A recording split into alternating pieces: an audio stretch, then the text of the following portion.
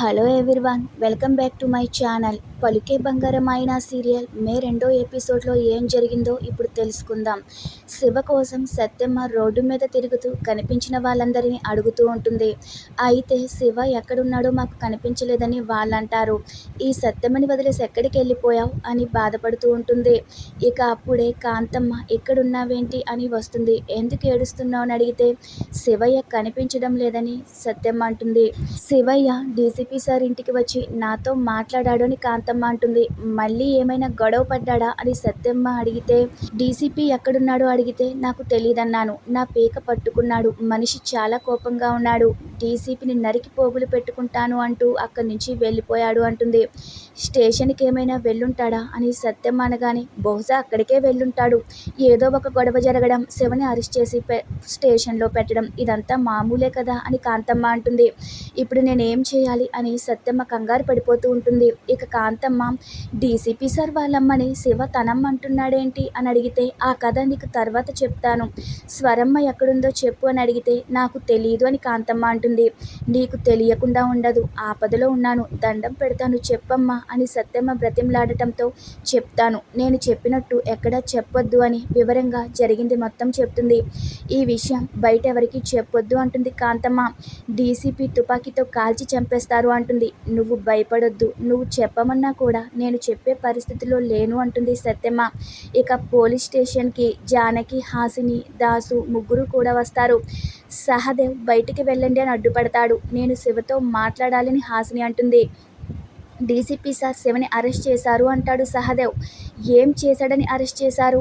DCP సార్ని పిలవండి అడుగుతాను అని హాసిని అంటుంది. ఆయన ఇంపార్టెంట్ కాల్ మాట్లాడుతున్నారు, ఇప్పుడు మీతో మాట్లాడడం కుదరదు, వెనక్కి వెళ్ళిపోండి అని సహదేవ్ అంటాడు.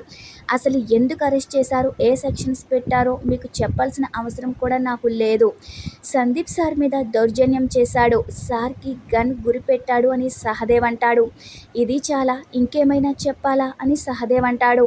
ఇక శివ నువ్వు వెళ్ళిపోగలరు, నేను చూసుకుంటానుగా, వాడు మా అమ్మని దాచిపెట్టి నాతో ఆటలాడుతున్నాడు, నువ్వు వెళ్ళిపో అని శివ అంటూ ఉంటే నేను చెప్పానుగా ఆవేశపడొద్దు అని, అయినా నువ్వు వినలేదు, ఇప్పుడు చూడు ఏమైందో అని హాసిని అంటుంది. కావాలని నన్ను రెచ్చగొట్టి నేను తిడుతుంటే వీడియో తీశాడు, సాక్ష్యంగా పెట్టుకున్నాడు. ఇదన్నీ నన్ను ఆపుతాయి అనుకుంటున్నారా? నేను అమ్మని ఎలాగైనా కనుక్కుంటాను, నువ్వు వెళ్ళిపో అంటాడు శివ. ఇక వాళ్ళు అక్కడి నుంచి వెళ్ళిపోతారు. హాసిని వాళ్ళు బయట నుంచుని శివని ఎలా కాపాడాలా అని ఆలోచిస్తూ ఉంటారు. ఇక మరోవైపు సత్యమ్మ ఆటోలో వెళ్తూ ఇప్పుడు స్వరమ్మ గురించి నిజం చెప్పాలా వద్దా, నిజం చెప్తే ఆ తల్లి దగ్గరికి వెళ్ళిపోయి నాకు దూరమైపోతాడా అని బాధపడుతూ ఏడుస్తూ ఉంటుంది. శివయ్య నాకు పేగు తెంచుకు పుట్టకపోయినా పెంచుకున్న బంధం కదా, నేను ఉండలేను, శివయ్య నా దగ్గరే ఉండాలన్న స్వార్థం నాలో పెరిగిపోతుంది. ఇది తల్లి ప్రేమే కానీ ఇంకోటి కాదు కదా, అయినా ఇందులో స్వార్థం ఏముంది? నా కొడుకు నా దగ్గర ఉండాలనుకోవడం స్వార్థం ఎలా అవుతుంది? శివ నా దగ్గరే ఉండాలి అనే నా మనసు కోరుకుంటుంది. నిజం చెప్పి శివని దూరం చేసుకోవాలా, శివ నా దగ్గరే ఉండేలా చూసుకోవాలా అని సత్యమ్మ అనుకుంటూ బాధపడుతూ ఉంటుంది. ఇక వెంటనే స్టేషన్కి వస్తుంది. అక్కడ హాసిని వాళ్ళు కూడా ఉంటారు. ఏం జరిగింది, మళ్ళీ నిన్ను సెల్లో ఎందుకేశారు అని శివని సత్యమ్మ అడుగుతూ ఉంటే అప్పుడే సహదేవ్ వచ్చి లోపలికి రావద్దని చెప్పినా మీరు మళ్ళీ మళ్ళీ ఎందుకు వస్తున్నారు అంటాడు. ఇక సందీప్ వస్తాడు. నా కొడుకుతో మాట్లాడనివ్వడం లేదని సత్యమ్మ అంటే ఇక తల్లి కొడుకుల బంధం గురించి గొప్పగా చెప్తూ ఉంటాడు. తల్లి కొడుకుల్ని ఎలా విడదీస్తావు సహదేవ్ అంటాడు. నవమాసాలు మోసి కని పెంచి పెద్ద చేసి కొడుకు క్షేమం కోసం ఆరాటపడి తన కొడుకు దగ్గరికి వెళ్తున్న తల్లిని ఆపడం తప్పు కాదా అంటాడు సందీప్. తల్లి కొడుకుల బంధం ఎంత పవిత్రమైంది, ఆ బంధాన్ని మనం వేరు చేస్తే పాపం తగులుతుందిగా అంటాడు. జన్మ జన్మల పాపం తగులుతుందని చెప్తూ ఉంటే నువ్వు నటించడం ఆపుతావా అంటాడు శివ. నేను చెప్పిన దాంట్లో తప్పు ఏమైనా ఉందా అని హాసినిని, జానకిని, దాసుని అక్కడ ఉన్న వాళ్ళందరినీ అడుగుతాడు. అమ్మ మంచిది, అమ్మ గొప్పది, అమ్మ ప్రేమ గొప్పది అంటూ చెప్తూ ఉంటాడు. అమ్మ ఆకాశం భూదేవి అంటాడు. అమ్మ ప్రపంచం అంటాడు. అమ్మే లోకమని చదువుతూ ఉంటాడు. ఇక శివకి కోపం వచ్చేసి అరుస్తాడు.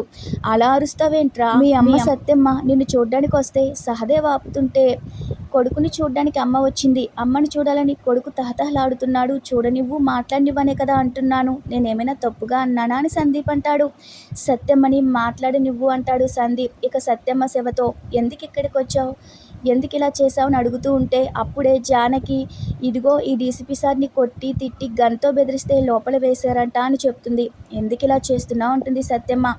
ఏదైనా జరగకూడనిది జరిగితే ఎలాగా, అసలు ఎందుకు ఇలా చేస్తున్నావని బాధపడుతూ ఉంటుంది.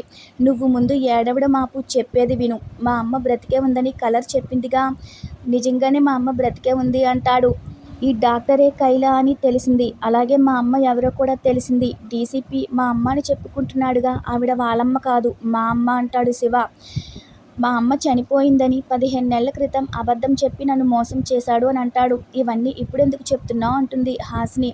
నువ్వు సత్యమ్మ కొడుకువి కాదని ఇప్పటికీ నమ్మలేకపోతున్నానని జానకి అంటూ ఉంటే కాదనే కదా చెప్తున్నాను అంటాడు శివ. మీ అమ్మ చనిపోయిందని 15 సంవత్సరాలు నువ్వు అనుకున్నాక మీ అమ్మ బ్రతికే ఉందని తెలిస్తే ఎలా ఉంటుందో ఆలోచించండి అని శివ అంటాడు. ఇక సత్యమ్మతో నువ్వేమీ దాచుకోవు కదా అని అంటాడు. ఈ కలర్ నన్ను మోసం చేసింది. మా అమ్మ బ్రతికే ఉందని డీసీపీ అమ్మగా చెప్పుకుంటున్న అమ్మ మా అమ్మ అని తెలిసి కూడా నాకు చెప్పలేదు తెలుసా అంటాడు శివ. అందరూ నన్ను మోసం చేస్తున్నారని బాధపడిపోతూ ఉంటాడు. ఆ డీసీపీ మోసం చేశాడంటే అర్థముంది. వాడొక వేస్ట్ ఫెలో. వాడికి నేను సంతోషంగా ఉండాలని ఉండదు. రోజంతా నాతోనే ఉంటూ మా అమ్మ కోసం నేను ఏడుస్తుంటే, మా అమ్మ చనిపోయిందని బాధపడుతూ ఉంటే, మా అమ్మ ఫోటోలకు దండలు వేస్తూ ఉంటే ఈ కలరు ఏమీ చెప్పకుండా నన్ను మోసం చేసిందని ఏడుస్తూ ఉంటాడు. అదే ప్లేస్లో నువ్వు ఉంటే చెప్పకుండా ఉండేదానివా అంటాడు శివ. ఇక అప్పుడే కాంతమ్మ చెప్పిన మాటలు గుర్తు చేసుకుని సత్యమ్మ బాధపడుతూ ఉంటుంది. నువ్వు ఎంత మంచిదానివి, అందరూ నీలా స్వచ్ఛంగా ఎందుకు ఉండరు, నీలో స్వార్థం ఉండదు, అలా అందరూ ఉండలేరా అంటాడు. ఇక ఇక్కడ ఎవరూ ఉండాల్సిన పని లేదు. మా అమ్మని నేనే వెతుక్కుంటాను. నాకెవరూ సాయం చేయొద్దు. నేను ఎలాగైనా సరే బయటికి రాగలను. మా అమ్మని వెతుక్కుంటాను అంటాడు. ఇక సందీప్, ఈ అమ్మని కాదంటున్నావా, హాసినిని కాదంటున్నావా, అందరినీ వెళ్ళిపోమంటున్నావా అంటాడు. మీరందరూ వద్దని వాడు అంటున్నాడు. మీ అవసరం వాడికి లేదంట. వాడి సంగతి నేను చూసుకుంటాను. వాడికి ఏం కావాలో, నేను ఎంత డోసు ఇవ్వాలో అంతా చూసుకుంటానని అక్కడి నుంచి వాళ్ళందరినీ పంపించేస్తాడు. ఇక వెంటనే హాసిని సాధన దగ్గరికి కంగారుగా వెళ్తుంది. ఏంటి ఇలా వచ్చావు అని సాధన అంటే హెల్ప్ చేయాలి, నీ హెల్ప్ కోసం వచ్చాను అంటుంది హాసిని. పెద్ద ప్రాబ్లం వచ్చిందని జరిగిందంతా చెప్తుంది. నువ్వు నా లవ్ విషయంలో ఇంత హెల్ప్ చేశావు, నేను నీకు సహాయం చేయలేనా అని సాధన అంటుంది. ఇంతటితో పలుకే బంగారమైన సీరియల్ మే 2వ ఎపిసోడ్ పూర్తయిపోతుంది. మీకు ఈ వీడియో కనుక నచ్చినట్లయితే తప్పకుండా లైక్ చేసి షేర్ చేయగలరు. మా ఛానల్ని సబ్స్క్రైబ్ చేసుకోండి. Thanks for watching our video.